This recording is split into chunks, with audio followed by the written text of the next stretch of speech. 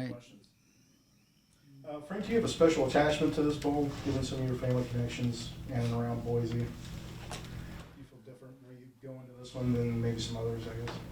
No, not really. Look at it from the standpoint of what's good for our program, what's good for our players, what's really good for our coaches, and obviously we've been to this bowl before, had a great experience there. We were treated really well. People were great. Kevin McDonald, who basically runs the bowl, has always been super. I've run into him several occasions where bowl people are at different events. Great guy. So we're excited about going there. It's going to be a game that'll be certainly a good challenge from the Mountain West Conference with Nevada. So it's all positive. It's all we're all looking forward to it. And in terms of location, our son lives there at his family, and so we do have certainly that connection there. It'll be easy for them to go to the game. Our daughter and her family from Lincoln is going to get out to the game, so everybody will have a chance to get together at some point. 8 years ago, when you guys went to this bowl game, one of your players got some unwanted attention for his tweet when he found out where you were going. How much did the experience of that trip, and there was none of that when this announcement was made Sunday, how much of the experience of that trip carried on through the program in terms of cementing this location as a good bowl to go to? Well, that one incident was obviously one that it's too bad that it occurred. I think that young man, shortly after getting there and having that bowl experience there, had a change of heart on it. And, I think sometimes guys just associate bowls with warm climate type of atmospheres and temperatures and so forth, and might have been a shock to him at that point. But the experience that our players have had there, our families have had there, I think these guys are excited to go. They know that the former players really liked the bowl. And, to top it all off, we had a really good bowl win. And so there was nothing but positiveness about it. What were some of the other things that you liked about that trip? Maybe it was just something being in Idaho. I don't know if there was anything in particular that you liked about being there, but from what you remember, what were some of the things that you liked? They had a fair number of activities for the guys. They didn't keep them too busy, though. They had things for them to do, things that they enjoyed doing. So consequently, their time there, I think, seemed to go by quickly for our guys, and it seemed to be a short stay. I think they would have liked to have stayed longer due to the fact that they were having a good time. And I've always come from the approach that you can win a bowl game and still have a good time. And that's what we've done at Frisco. That's what we've done at the Bahamas. That's what we'll hope to do here. So where did the experience at the table rank with all the other bowls that you went to? In my lifetime? Or what are you asking here? What? Well, I don't rank them. I don't know that I've been to a bad one, and so when you look at my career overall, I've been to the Rose Bowl, the Orange Bowl, the Cotton Bowl, and the list goes on. This bowl will be as meaningful to me as any bowl I've been in, and so that's just the way I look at it and the way I see it, and the way I approach it, and so there's no true ranking in my mind. It's where we can have a good matchup. It's where our players and families will have a good time, and I've not been to a bowl yet where that hasn't taken place. Can you describe what it means to you and your staff to get one more game with this roster this year? You know, that was out a couple weeks ago. Yeah. Got one. It's great. I think everybody associated with our program is excited about the fact that we get a chance to play another game. We're on a roll. We were playing really well at the end of the season. Played well in the middle of the season for some of it, but not well enough to obviously get the number of wins and get in the MAC championship game that we wanted. So that part of it became a little tough on us. Certainly as we got to the point where our players just showed up for practice and practiced hard and loved the way they were committed to finishing the season out, and to have them finish the season out in the manner in which they did, I think we're all excited about another game. The timetable the last couple of years with your bowl trips has not made it conducive to getting all 15 of those practices in. With this one being on January 3rd, do you anticipate filling each and every one of those 15 available practices? Well, we have 14 practices scheduled right now, and we'll see as we go along. It could be 15, it could be 13. I'm not one to give a specific number on what we're going to be doing practice-wise down the road. We basically take a practice like we take a game. We look at it one practice at a time and see where we're at in terms of the energy of our players, the health of our players. All those things come into play as you go through your practices leading up to any game. And to me, a bowl game isn't any different. So we'll see how it goes. Maybe 15, maybe 14 is too much. Maybe it's just right. But we'll see how it all plays out and what the energy level is and how healthy we are and how well we're executing. All those things, to me, make a difference in how many practices you get. We're practicing to win a bowl game. We're not practicing for next season. And so obviously good practices will lead into those helping you next season.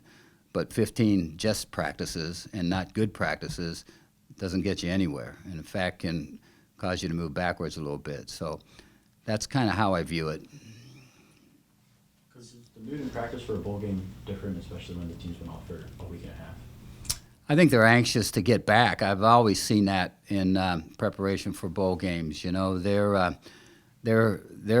here. They're in college to get a great education and their degree, but they're also here to play football, and that's what they love to do. And so that's what they're looking forward to doing. So they're ready to go. Dak has had them leading up to this point, making sure that they're getting lifting in, making sure that they're keeping their conditioning up. We're building that around finals, which is this week for our players, which is huge, obviously on every campus. So all that needs to be looked at and addressed as you go through preparation for the bowl. Again, with earlier bowls, the last couple of years, you guys have had signing day on location, so to speak. That won't be the case this year. Is your process different this year? Is it impacted in any way, knowing you'll be here and essentially on campus for signing day next year? Not really. When you're going to a bowl game, you have enough advanced knowledge of where you're going, and so you're able to set up signing day very easy, whether it's off your campus or on your Bahamas, for instance, or whether it's here on our campus. So it ran very, very smoothly when we were down in the Bahamas, and so we're looking forward for this one to go smooth. And obviously, with an early signing date, that's important to make sure you got all your ducks in order and got things ready to go for it. There's no extra benefit, like if you wanted to bring in a guy this weekend, you could do that and have coaches here, whereas if you were already on a bowl site, you couldn't do that. Any extra benefit to being in town for signing day? No, you know, you need to have your coaches around during signing day, because if things aren't going the way they're supposed to go, phone calls can get made. You know, but you can't go visiting. You know, that's going to end here right away, and so there's no advantage to that in terms of having your coaches on the road or not on the road. They have to be here on campus or at a bowl site. Yeah. Is that what the last couple of weeks has looked like for your staff? Is just being on the road and visiting guys that have already committed, and what's that process? Yeah, been like? it's been a matter of keeping guys keeping in touch with guys that are committed, but also looking at other areas that we would still be open to taking a recruit and getting out to, you know, 2 or 3 people at those positions to try to put our best foot forward, and so there's been some traveling, obviously, involved here lately. Could you outline your quarterback position for this bowl season? Everyone knows you got Nathan, but the availability behind him, I think, looks questionable right now. Good. Yeah. Joe came in, and Joe Mischler, and he's going to put himself into the portal, so he'll not be available for this game or for this program any longer. And Curtis is still out recovering from his shoulder. Correct. So is Drew then your backup quarterback? Him, and we'll take a look at you when you're at practice and see. Yeah, we're kind of in a situation where Drew would be the backup at this point in time. Came in and performed well the few snaps that he had in our last ball game. So that's always encouraging. He's a smart young man. He's got excellent quickness, and so he has the ability to run the football from the quarterback position. So it's not like we would have to change offenses to try to show him at his best.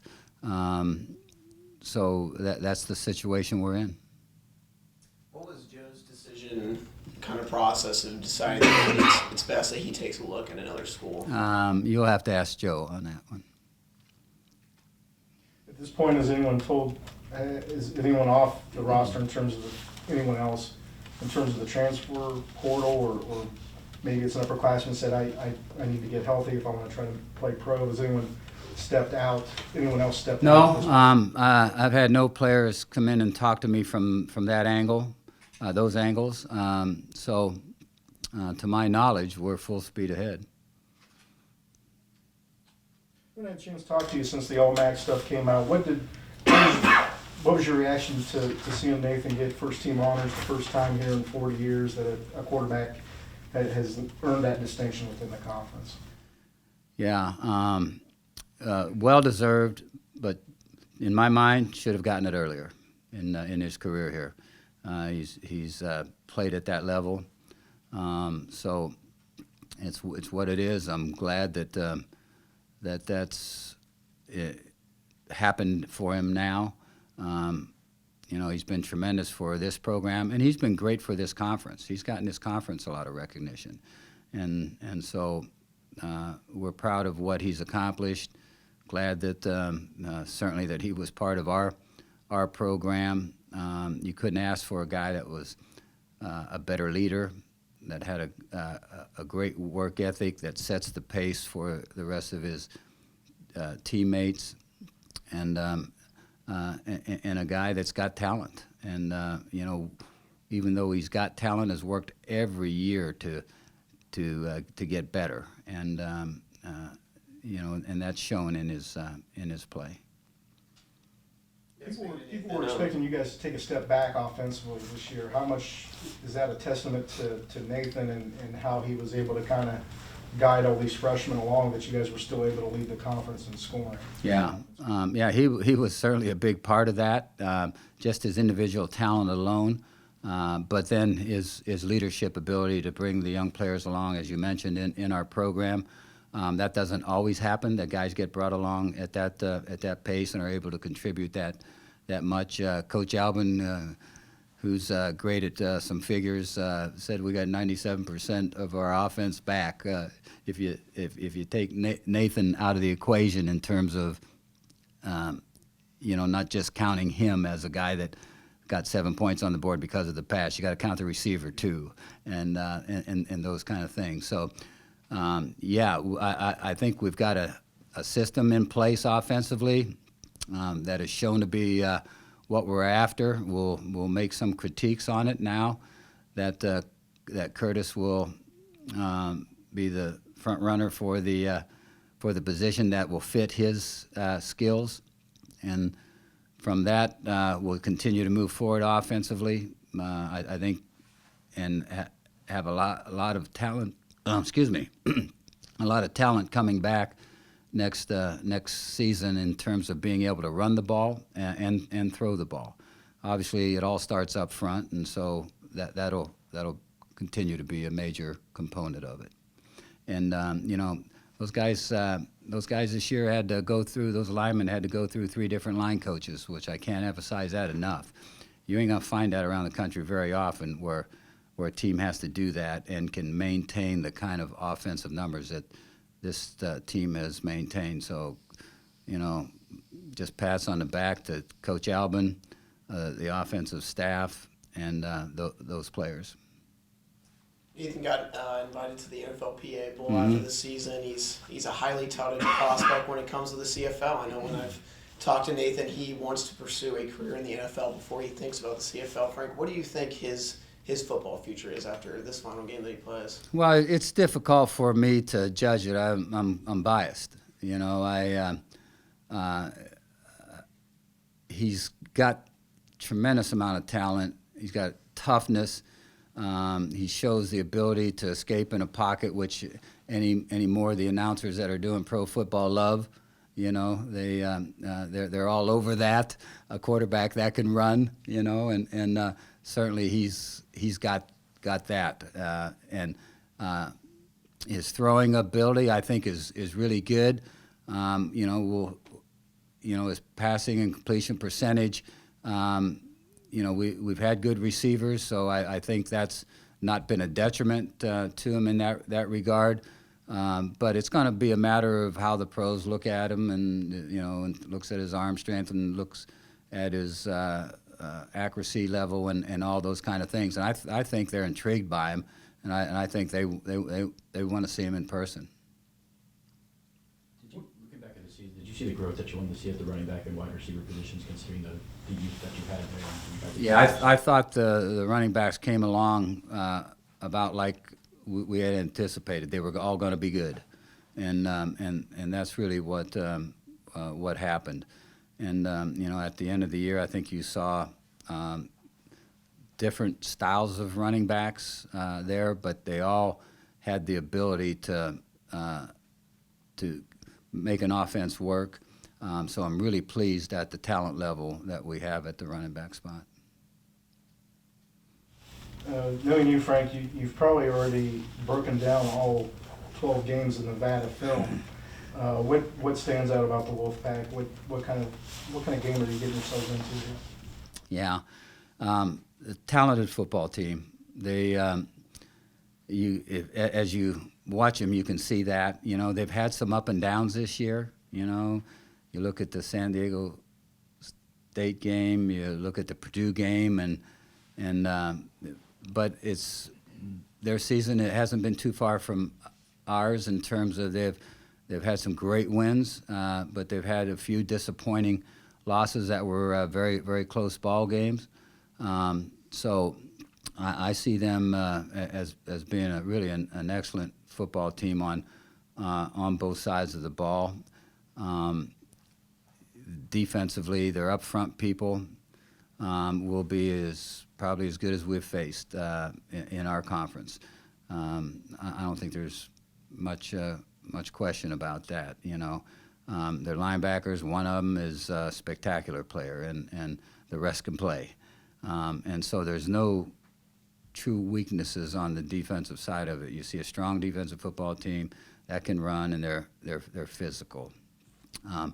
Offensively, they can run the ball, but when they want to throw, they throw, and they have the capability of being an excellent throwing football team. I think their quarterback is probably around a 61% thrower. I think is what maybe he is in terms of stats, and so that kind of throwing can win you a lot of football games, and it'll be a test for our defense and our pass rush as to in our secondary as to how that all transpires. They got a big back. They can run the ball, and so it's not like they're just going to sit back there and then throw. They will mix it up. They'll do a combination of both. They're capable of beating you in both those areas. So that's really a lot to prepare for, but that's what we're going to try to do.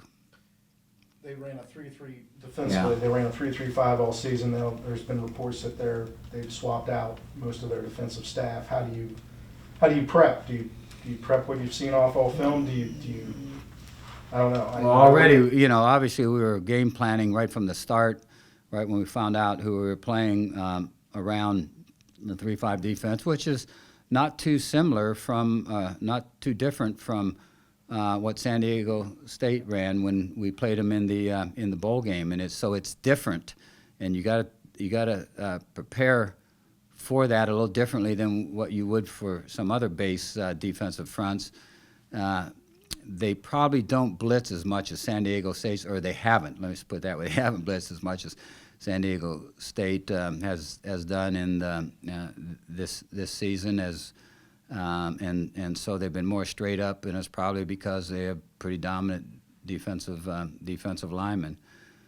So what we'll get is anybody's guess. The defensive coordinator and they kept the defensive line coach, which somewhat makes sense since they're really strong in the defensive line.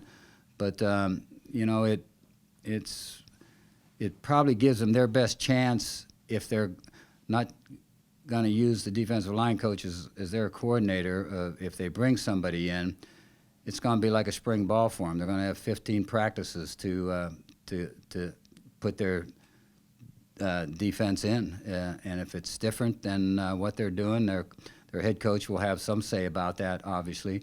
But if it's different than what they've been doing, they're going to have some time to adjust, get familiar with the players, make sure they're fitting the right roles that they need to fit for the style of defense that they plan on playing. It's going to be tougher on us. We're going to have to wait and see who gets hired, where they came from, what their background is and history is in terms of defensive football, and start fresh again from that. But we'll probably mix in a little bit of what they have done just in case.